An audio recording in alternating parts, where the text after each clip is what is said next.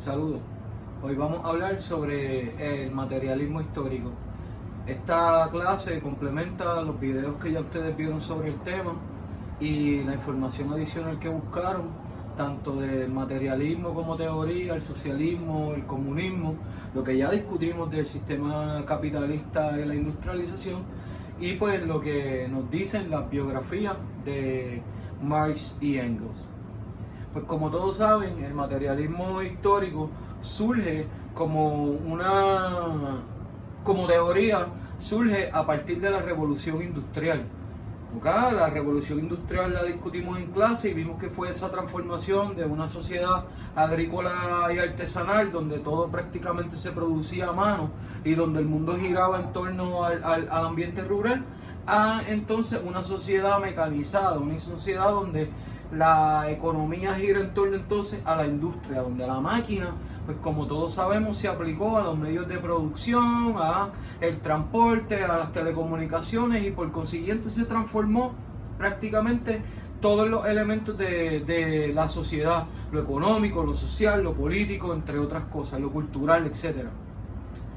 Pues el materialismo surge entonces a raíz de la industrialización y sobre todo, ¿verdad?, de la explotación que surge dentro del mundo industrial capitalista de los trabajadores. Así que el materialismo, al igual que hemos visto anteriormente, teorías como los anarquistas o los cooperativistas, entre otros, todos de alguna manera buscan una sociedad más justa, una sociedad donde el trabajador viva bajo mejores condiciones, porque de alguna manera los trabajadores van tomando conciencia de que ellos como clase son la base, ¿no?, de los modelos económicos, ya que, como hemos discutido en clase, pues además de producir, también consumen. Por lo tanto, de alguna manera la sociedad o el mundo económico gira en torno al trabajo, al consumo, ¿verdad?, de la clase trabajadora. Así que toman conciencia de su condición y de alguna manera empiezan a repensarse, ¿verdad?, cómo podemos vivir dentro de una sociedad donde nosotros como clase trabajadora, como proletariado, vivamos bajo condiciones más dignas de trabajo, de vida, etcétera, etcétera. Así que surgen entonces teorías, formas de pensar que de alguna manera cuestionan ese mundo capitalista, algunas de forma menos radical, que como sabemos coexisten dentro del mundo capitalista, como es el cooperativismo, otras pues mucho más radicales como la anarquía o como el comunismo, que al final buscan entonces acabar con el sistema o con la forma de organización política tal cual está. Por lo tanto, es importante que partamos de la premisa que el materialismo histórico, al igual que el resto de las teorías que hemos discutido en clase, pues surgen a raíz, ¿no?, de ese mundo industrial capitalista y sobre todo de la explotación de los trabajadores dentro de ese mundo industrial. ¿Qué plantea el materialismo y qué nos decían Marx y Engels? Principalmente que de alguna manera las condiciones materiales, las condiciones económicas, el cómo se organiza la sociedad en términos económicos va a tener un impacto con la forma de organización social. Es decir, que existe una relación directa entre las condiciones materiales, es decir, lo económico, y la forma de organización social, cómo nosotros los seres humanos nos organizamos, nos relacionamos, sobrevivimos a partir de dichas condiciones materiales.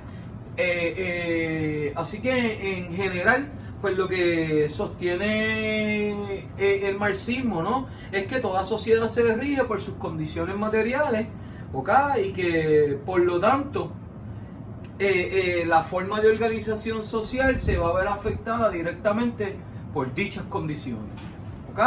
Así que eso es lo que plantea en general el materialismo histórico, ¿no? Así que a partir, pues, obviamente del manifiesto del Partido Comunista, que es donde en gran medida se plantean estas ideas, además pues del Capital de Marx, que pueden ver por allá atrás, donde también Marx habla un poco, ¿no?, sobre ese mundo industrial y la explotación del capital sobre el proletariado. Ellos se plantean una serie de principios, ¿no? Y prácticamente se divide en 4 partes ese manifiesto del Partido Comunista. Perdónenme un momentito por aquí. Ese manifiesto, como dije, define los principios, los objetivos básicos, ¿no?, del comunismo. Se divide en 4 capítulos o en 4 partes, ¿no? La primera parte, burgueses y proletariado. La segunda parte, pues, el proletariado y los comunistas. Sabemos que el capítulo 3 es el que habla sobre la literatura comunista, y el capítulo 4, pues, habla de los comunistas ante otros partidos. De todos, pues quizás la primera parte y la segunda parte son las más importantes, aunque es en la cuarta parte, ¿no?, en el cuarto capítulo, como todos ustedes saben, que se hace ese llamado, ¿no?, a los proletariados de todos los países a que se unan, ¿verdad? Y de alguna manera, pues, impulsen el comunismo a nivel internacional, ¿no? Pero volviendo al primer capítulo, habla sobre principalmente algunas de las cosas que se exponen en ese capítulo sobre la lucha de clases, ¿no? Habla de la historia del ser humano, siempre ha estado regida, ¿no? O se ha visto afectada por la lucha entre las clases sociales, principalmente a partir de la industrialización, esa burguesía industrial capitalista, y el proletariado, que es, como todos sabemos, la clase trabajadora. Pues el proletariado, ¿no?, la explotación de ese proletariado lleva entonces a una toma de conciencia por parte de dicha clase, donde entonces se busca, ¿verdad?, básicamente que el proletariado controle los medios de producción, y pues con ello acabar con esa lucha de clase, y pues obviamente con esa explotación que viene de ese mundo industrial. Por lo tanto, ellos llaman a la organización obrera, a que todos los trabajadores se unan y precisamente tomen, ¿no?, los medios de producción bajo sus manos, o bajo su poder o control. ¿Cómo se va a llevar a cabo eso? Pues ellos, de alguna manera, cuando digo ellos me refiero a Marx y Engels, sostienen que se va a dar a través de una transición, ¿no?, de un mundo, ¿verdad?, socialista, eventualmente a un mundo comunista, donde no existe la propiedad privada en los medios de producción, donde prácticamente los medios de producción están en total control del proletariado.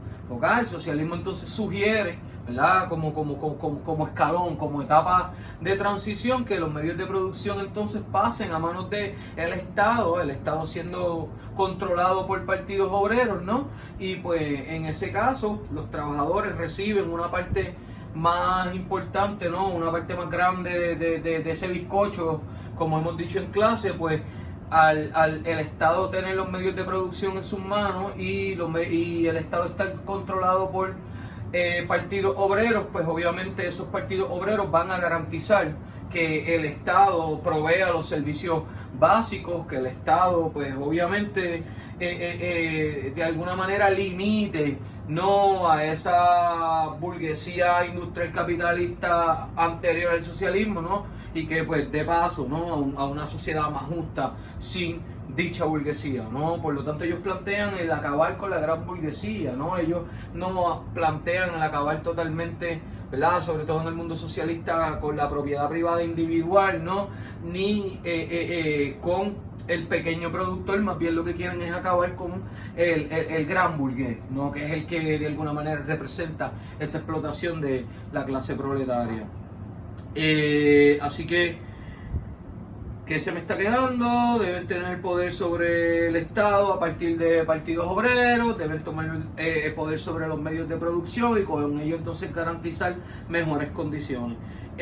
Básicamente en la segunda parte habla de la abolición de la propiedad privada burguesa, clavar de la explotación del hombre por el hombre, ¿no?, de una cita famosa, ¿no?, de el manifiesto, y ahí es que habla precisamente de la plusvalía, ¿no?, y de cómo el trabajo no remunerado pues prácticamente representa esa explotación, porque la mayor parte de las ganancias, ¿no?, se van a manos del capitalista, y lo que pasa a manos del trabajador, del proletariado, es una mínima parte, y ahí donde pues se da precisamente esa explotación. Así que pues se invita, ¿no?, precisamente a que los medios de producción pasen a manos del Estado, donde el Estado tome mayores controles. Ahí se rompe en gran medida con uno de los principios básicos del liberalismo, ¿verdad? Pues donde sabemos que el Estado básicamente, en teoría, no interviene. Además de eso, se plantea que el Estado esté controlado por los trabajadores. Se plantea el derecho a la educación, ¿verdad? Una educación equitativa, igual para todos, y la igualdad de derechos y de acceso, ¿verdad?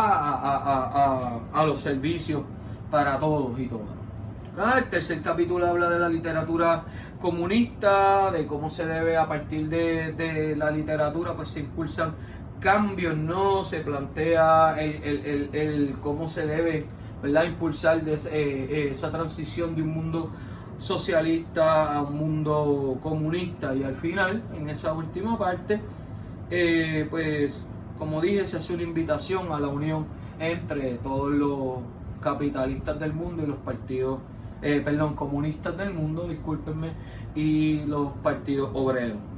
¿Okay? Esos son algunos de las ideas generales de ese manifiesto comunista, de esos 4 capítulos del manifiesto, mejor dicho.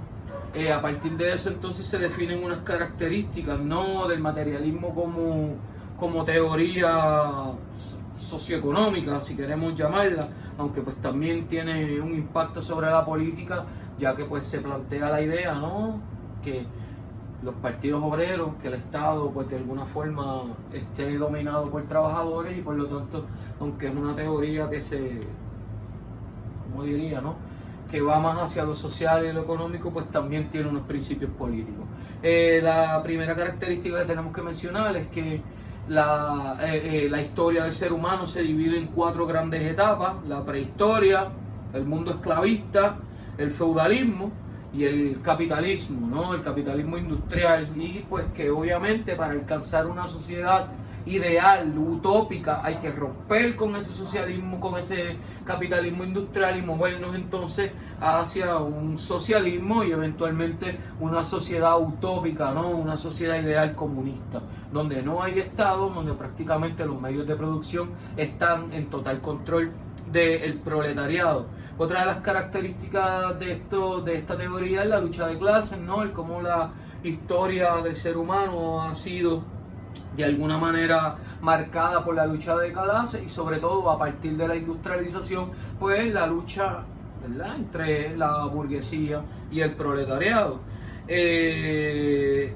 Otra de las características es que se plantea que esto, para lograrlo, tiene que ser a partir de una revolución, ¿okay?, de una revolución proletaria donde los trabajadores toman el poder, y si tiene que ser a partir de una revolución radical, de una revolución armada, pues el llamado es a que se haga, ¿no? Y es quizá una de las cosas en donde pues el socialismo o el materialismo como teoría pues ha encontrado muchos detractores, ¿no? Porque no todo el mundo está de acuerdo con impulsar cambios a partir de la lucha armada. Bien importante, se plantea la idea de la igualdad de derechos, el derecho a la organización de los trabajadores en partidos obreros,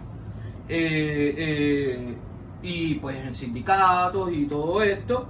Se habla de una sociedad sin clases, ¿no? Además de eso, se plantea la idea de que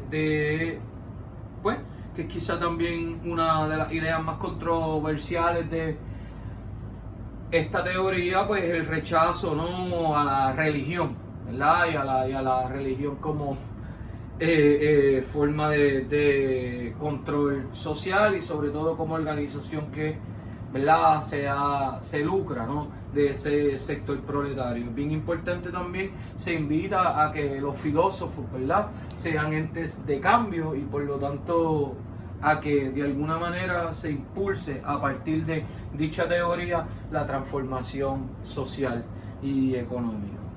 Finalmente, es importante destacar, ¿verdad?, una de las cosas quizá más confusas, las diferencias entre el socialismo y el comunismo. Es bien importante primero que entiendan que, y eso lo plantean algunos de los videos, que en términos de la teoría, ningún modelo hasta el día de hoy ha sido puramente comunista, tal cual lo plantea o lo plantearon en las teorías Marx y Engels.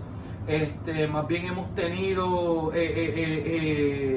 principios, ideas que se adaptan, ¿no?, dentro de los modelos políticos, pero pues sabemos que quizá la gran diferencia, ¿no?, y que es lo que hace al comunismo en su carácter más puro, una idea utópica o prácticamente inalcanzable, es una sociedad sin Estado, ¿no?, que es quizá la gran diferencia con el socialismo. Pues el socialismo plantea, ¿no?, en teoría, que el gobierno esté controlado por los partidos obreros y que los trabajadores tengan el control del Estado a través de los partidos. Sin embargo, ya dentro del comunismo, una vez se logre abolir toda forma de propiedad privada, ¿verdad?, que es otra de las diferencias, pues ya no hace falta que haya un Estado regulador o que haya un Estado que de alguna manera controle los medios de producción, pues ya están en manos, en teoría, de la clase trabajadora.